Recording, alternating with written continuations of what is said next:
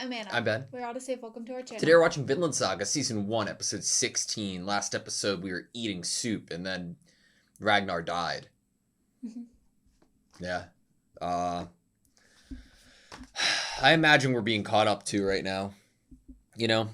But I don't know how much time Canute is going to have to really process Ragnar's death before another fight breaks out.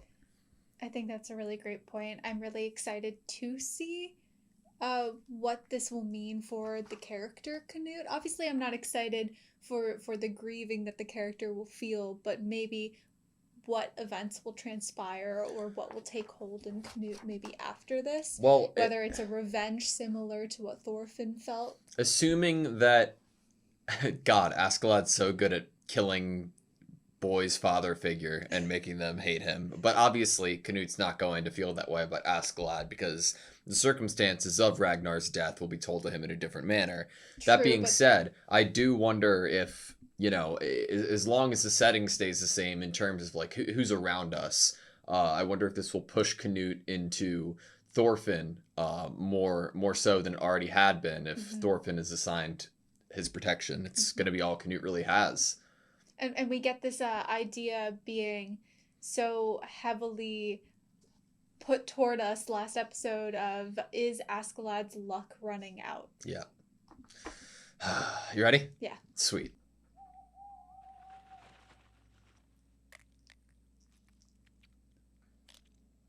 Oh. I love owls. Me too. I've never seen an owl holding a human ear, though.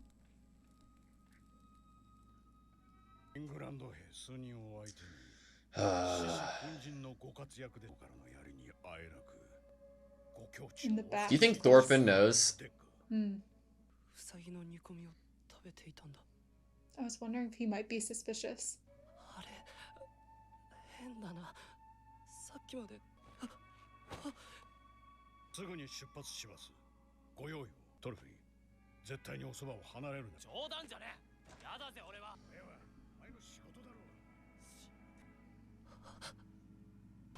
I wonder if guarding the prince to Thorfinn might backfire on Askeladd.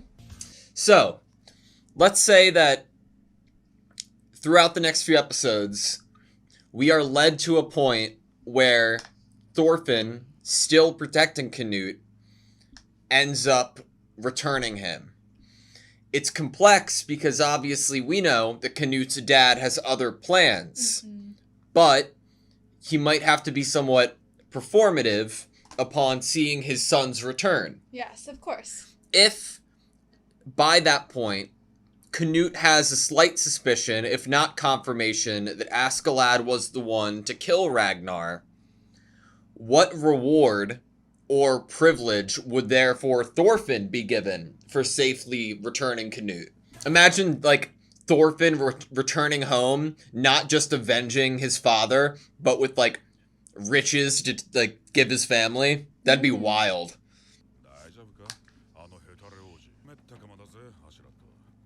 Backfired. The word backfired. This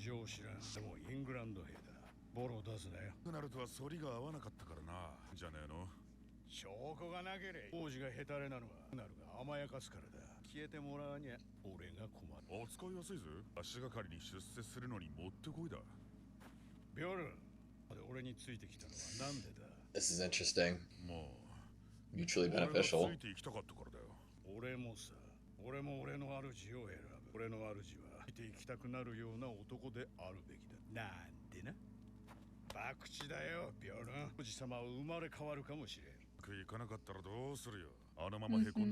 It's honestly like the chances. Wonder if Thorfinn's around and can hear this. No, he has to stay with Canute.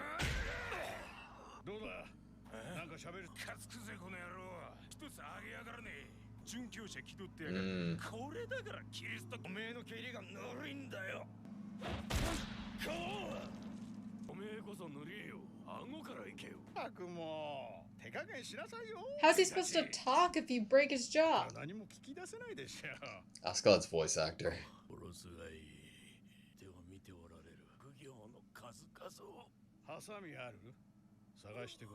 No, absolutely not.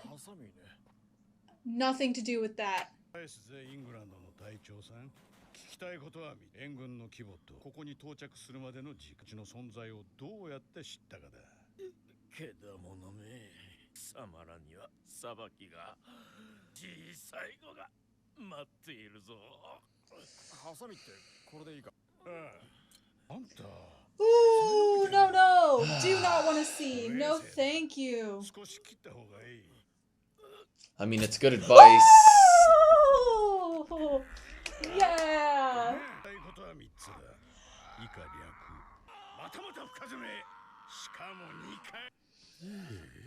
Bro's about to look like Thorkel. He's probably gonna do more than Thorkel, though.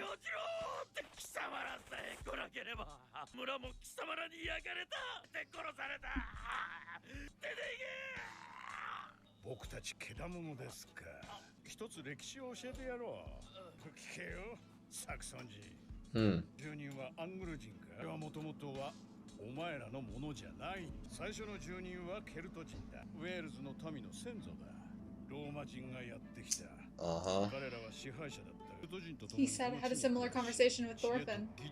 お前たちアングル人とサクソン人がやっケルト人に何ももたらさない。ケルト人を荒れ地へ追い出して資源を独占したんだ。嘘だ。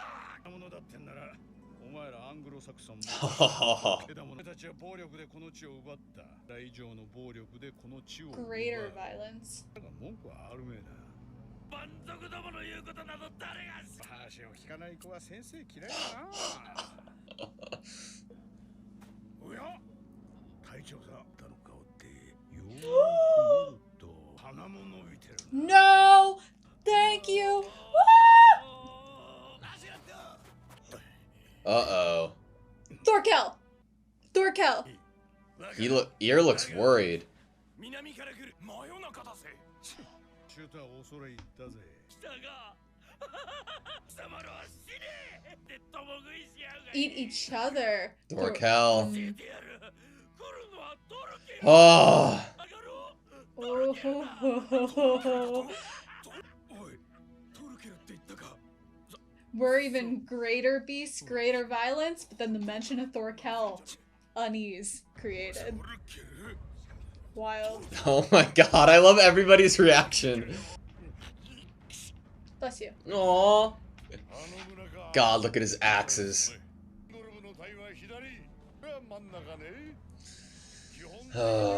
Thorkel's fit is so cool too, though. And there should be a kid with a knife? Do what with him? Yes! That's what I wanted to hear. He's saving some of his men by saying that. He's my playmate.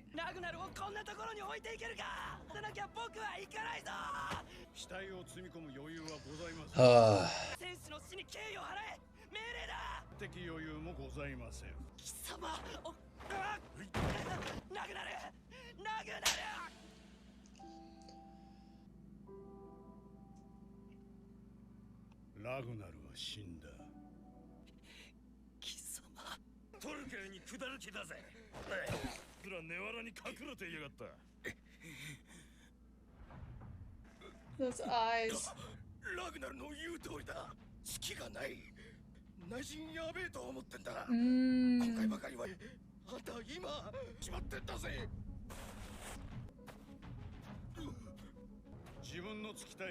Oh, with the conversation with Bjorn earlier.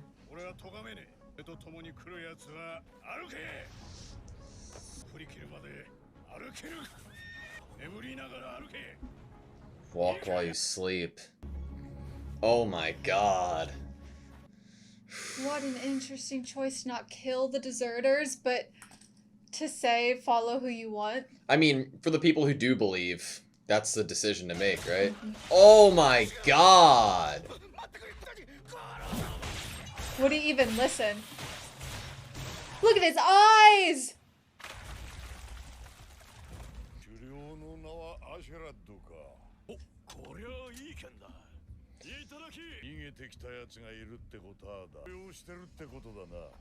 The limbs. Man. So these are all the deserters. Yep. They're worthless. On your side.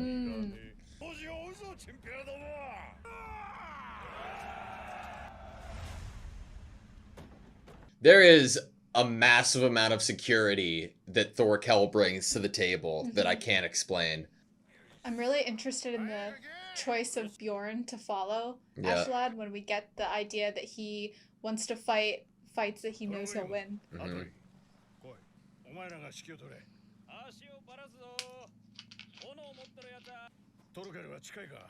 耳が時間ぐらいはあるかもな。ほら、ボスてめえ、何してくれてんだいきなり。気ありませんか。あってもおめえには嫌だって満足に飲めてねえんだぜ。ピンチだったこと分かれよ、坊さんよ。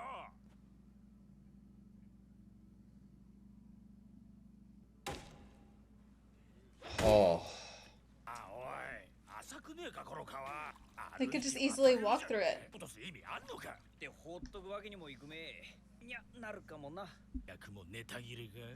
Damn.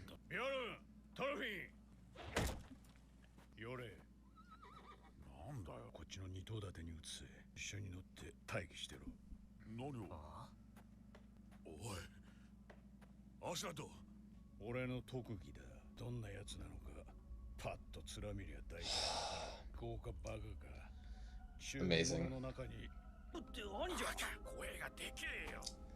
Damn. Using these characters that have been with us from the beginning, too.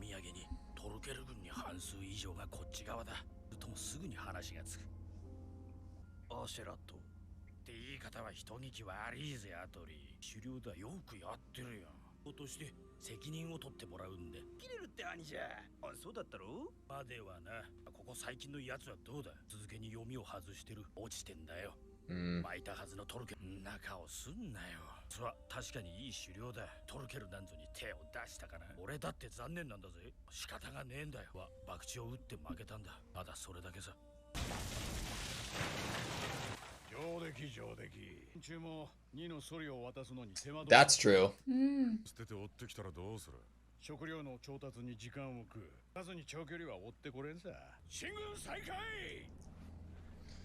So when would this plan of stealing the prince come into action? Oh, God. We saw Flash. The reflections. Oh, my God. Look how many! He's gonna throw it! Oh, shoot! Oh! What the fuck? And it narrowly misses him. 4. But if he can throw spears like that, he can just keep knocking them out.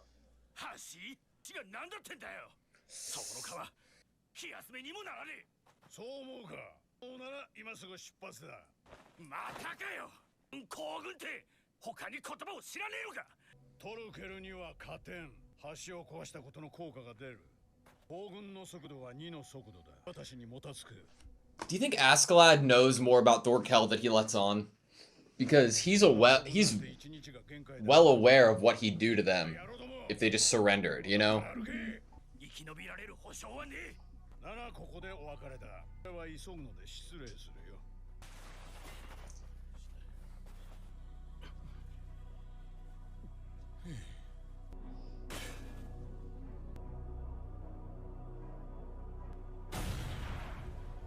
Oh.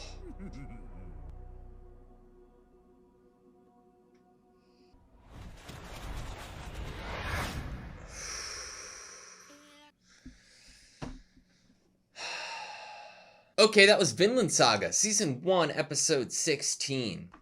Well, I don't know what I want to happen. I don't either, because I just can't, I guess, accept a reality narratively of them, this group of men, Askeladd's men, beating him here, presenting the prince to Thorkel, all getting wiped out. Like, that is obviously the picture that would be painted if they did actually beat Askeladd and try to present the prince, that they would probably still all be killed. Yeah. Because what's the point of keeping cowards, as Thorkel would say? I don't know if I can see that narratively at the moment. So I'm not really sure Yeah. what happens here. It's not like Askeladd's words are going to sway the environment at the moment. Part of me imagines that Thorkel wouldn't even want this to happen. Like, he'd want a fight out of it, right? And the only thing I can think of Askeladd even saying is, like, the decision that he made before to let these people switch sides and do what they want. I think that that was a decision he made based off of being a leader. I don't think it necessarily was any awareness of Thorkel's tactics or what he might do in response to those people. That being said, if Askeladd is aware that Thorkel is the type of person who is, there's not a fight here, you guys are, traitors or turning sides here, I'm just going to wipe you out. If he's aware of that and accounts a history of that like he did this episode, or a knowledge of that to his troops, they might be like, okay, well, the only option is to fight or to keep going forward and not try to turn the prince in, because Thorkel wouldn't give a fuck potentially. I could see him, if he was aware, using that here. I do think there's a chance that he was aware of what fate would be for the deserters that stayed in the village to meet up with Thorkel. I think in Askeladd's mind it was like, well, a man can choose to do what he wants to do, and if you want to follow someone else and you don't want to follow me anymore, why would I protect you with this knowledge that it would probably be your impending doom if you stay? Yeah. If you don't want to follow me anymore. Mm.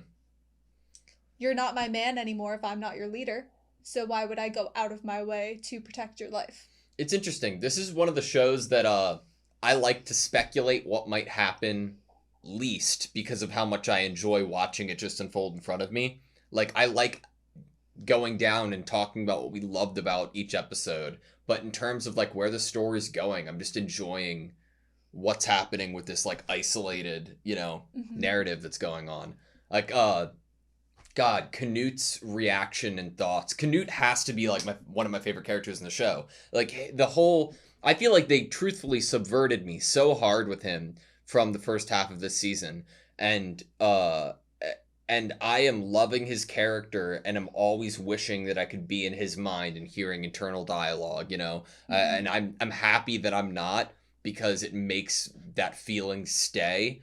But like, he reacts at certain points where I'm like, yeah, of course he would, in terms of Ragnar's death and stuff. But then after he's, throughout the entire episode, like, having to deal with it and having the talk that he did with Askeladd, when he's sitting there with this look on his face, I'm like, man, like, what development is happening inside of you right now? It's such a short amount of time that it's hard to imagine, like, you being able to grieve and stuff, but knowing the route that Thorfinn went after Thor's life was ended, and then having a slight mirror of that right now with Canute and Ragnar, and seeing what Canute's doing, it makes me want to know, where his head's at. I think that the only evidence that I might have found to point toward that conversation of what could be going on in Canute's head and how he might be feeling is that the person that is not speaking to him but just noticed him is the priest. The type of person who would try to speak to him words of forgiveness. Like, if you are suspicious of Askeladd, you need to forgive him. Like, he's also trying to protect you. We need to ride this out. Forgive, that sort of sentiment, and not revenge and hatred and those feelings. That the priest would be the type of character in the position that he is in as a priest, and the priest for the prince, that silence where the priest is not consoling Canute, speaking with Canute. The doubt from the priest, right, that we were shown last episode about father, like, that, I don't, like, lean on him at all. Right, that's what I'm saying, is that evidence that the priest is absent completely from being any sort of comfort for Canute, religiously or just even as a person, speaks volumes to me of, like, if this character comes out of his internal dialogue that's happening within his head that we can't hear, with the feelings of this like almost scary, calm, forgiveness, confidence, energy, I think that will be like a testament to like the fire within him. Yeah.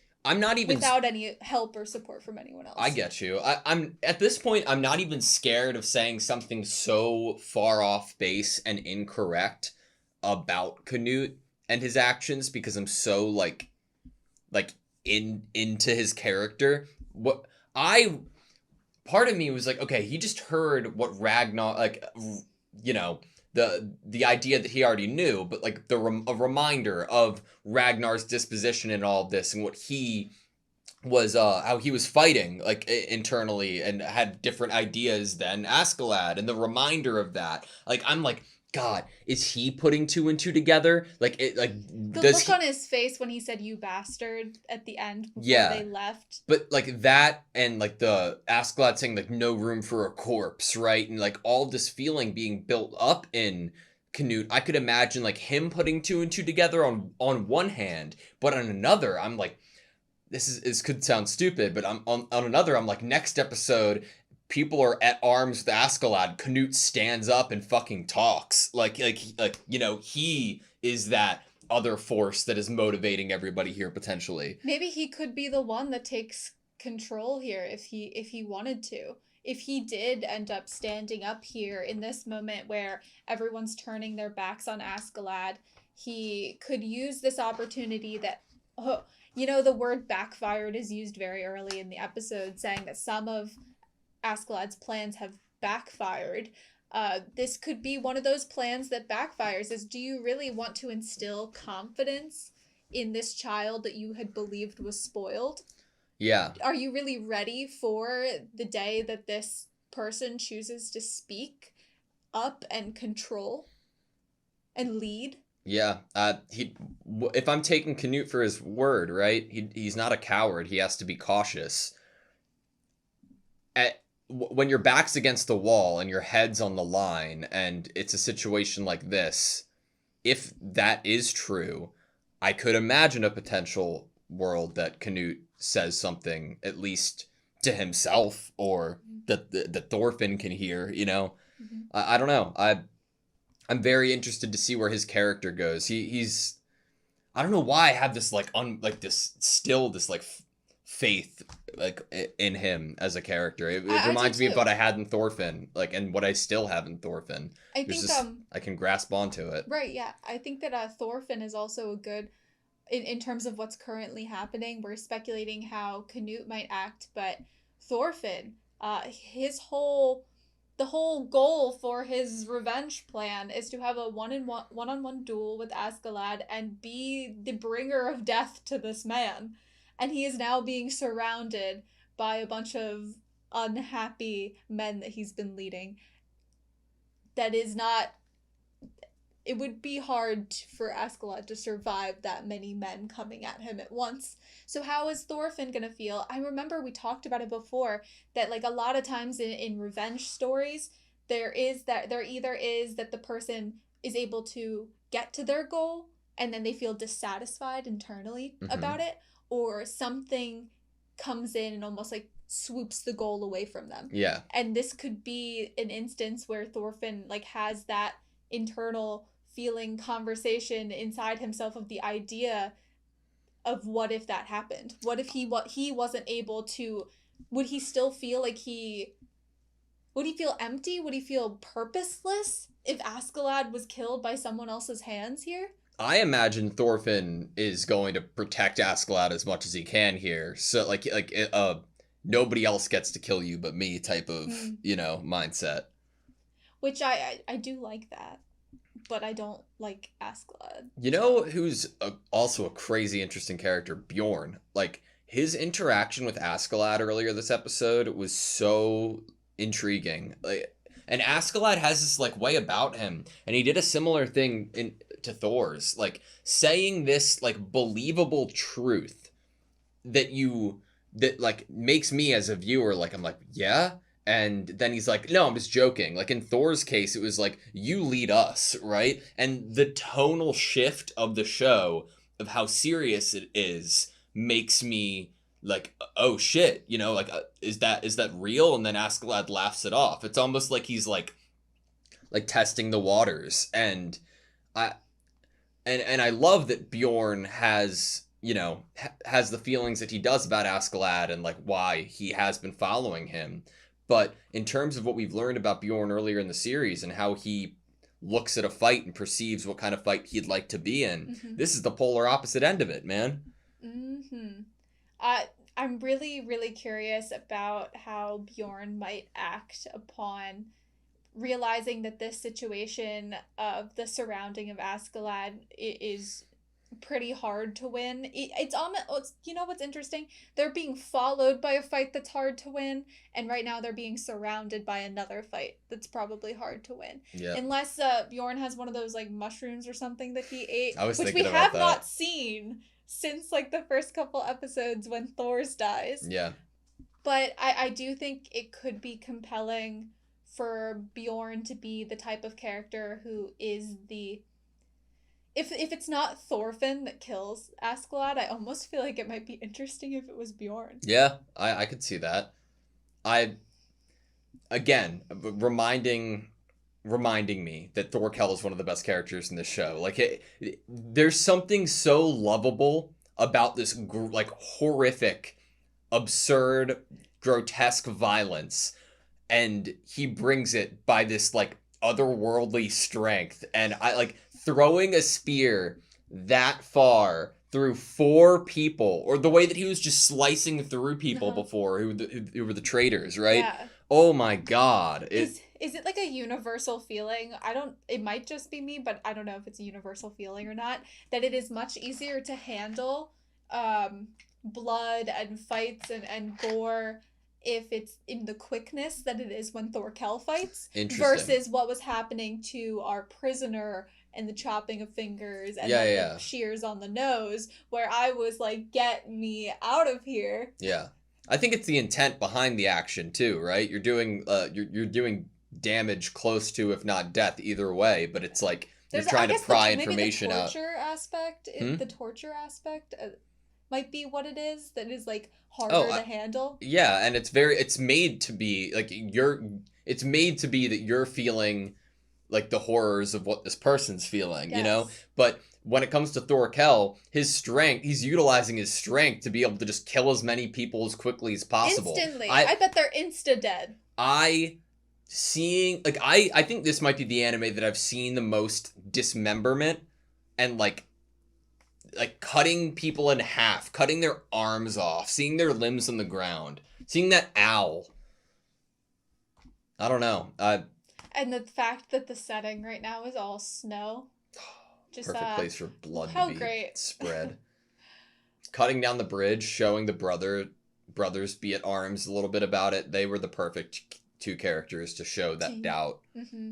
I don't know if we would have believed it as much that it was across the whole camp of men if they didn't use those 2 characters that we have recognizably had since the beginning of meeting Askeladd and his men. And having little moments of them, having them have the conversation with the priest. We do get a little moment of the priest here too in this episode. I think that using them was like the perfect choice to get the viewer to like fully understand that this really is most, if not all, of Askeladd's men are feeling this. Yeah. I want to touch on like the aspect of love in this story, because we were told it by like we're getting a feeling of like the talking of love in terms of the priest, right? The priest, yes. And these people have been with Askeladd for so long, and these people weren't understanding that concept.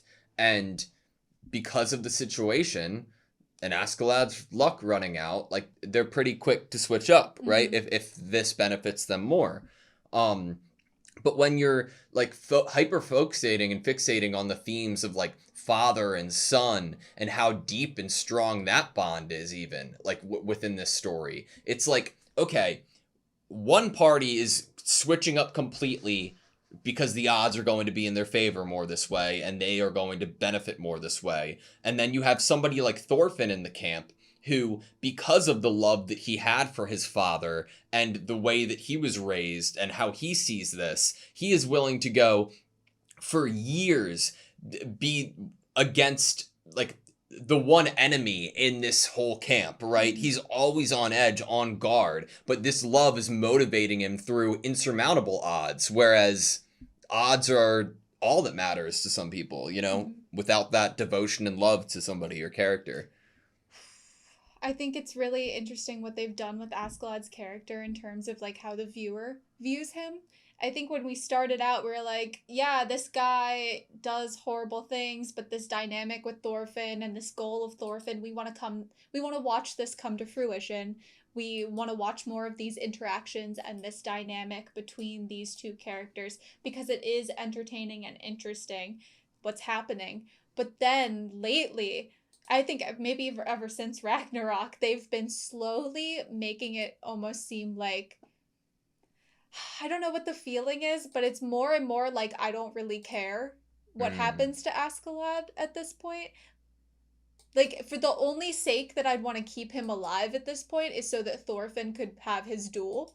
Yeah. So it's only for Thorfinn that at this point I want this character. Because with all of this backfiring of plans and then this choice to kill Ragnar, his, like, my feelings toward of enjoyment of his craftiness and his almost like rogue-like, stealth-like sensibilities are diminishing because they're failing. Yeah. And so he is becoming less and less entertaining and interesting to me because he's failing at the things that made him feel like not redeemable, but he's more like a Robin Hood kind of character. I don't know. Like that, he had charisma going for him that had the viewer feeling like, you're okay, feeling I like you're him. one of his troop, like in that sense, you know, that like, and your belief in him and like entertainment by him as a viewer is wavering with them. It's very now I'm interesting. like, you know, just only for the sake of Thorfinn getting a duel that might make him feel like he's avenged his father is the only purpose for me as a viewer that I'm like,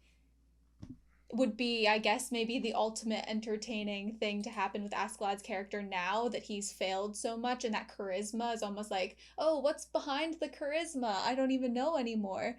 Yeah.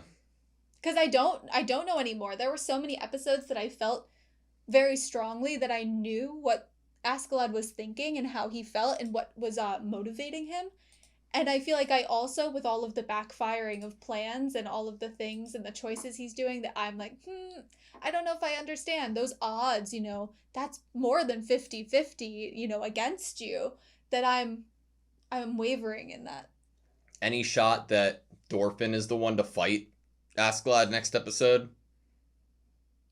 You know, if Thorkel wasn't behind them, I could see some of the men being like, okay, Thorfinn, you have at him for one final duel. If you don't win, we all kill him.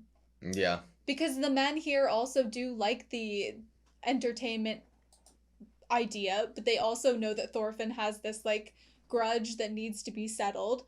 They might be like, okay, Thorfinn, have at him. Yeah. Or at least, I think Thorkel would love seeing that. You know? Do you think Askeladd looks visibly like older or more frail than he did at the beginning of the series? He had a much more commanding presence. They're doing so well with almost like making him seem... They made him seem like larger than life before, and they're making him seem much more like just a dude now, which I find so cool. Him saying like that who he follows must be the type of man that makes me want to serve him. Like he's aware enough of that he's hoping that I think like he's operating on that he thinks that he might be the type of man that these people want to serve. But it's not just about serving someone to these people that he's, you know, that are serving him. It's much more fragile and shallow than that. God. I feel like his eyes might have even also taken a change. I feel like before his eyes were almost like piercing and terrifying. Now they're heavy. And now they look dead almost. Like it's scary and intimidating, but almost for like different reasons and in a different way. All right, that's all I have you. Oh, there was one thing, I don't know if you noticed. It was just like an animation thing. In the crowd of, before we left the village and Askeladd was, you know, saying whoever wants to stay behind can stay behind. There was the same guy. Yeah. Like, it was just like the same guy. And I like immediately honed in on it as I was watching. All right. Which let's obviously see. I get it. I get the like decision. It's this guy in the center of the screen. You'll see him up there. He has a cloak on right there. He's in the background, I think. Oh, like using the same basic model and just changing a few things with the CG, like his Yeah. facial hair. Mm-hmm. Yeah. The facial hair is very The similar, pose. just like without the beard in the far. It's a good catch Right. though. But I like immediately noticed it, and the camera pans a little Yeah. bit, and so you get more of a view of it, and I was like, Huh. whoa. But like I get it. Yeah. I get why they did that. Alrighty, thank you guys so much for watching this video. Please like, comment, and subscribe, and we hope to see you next time.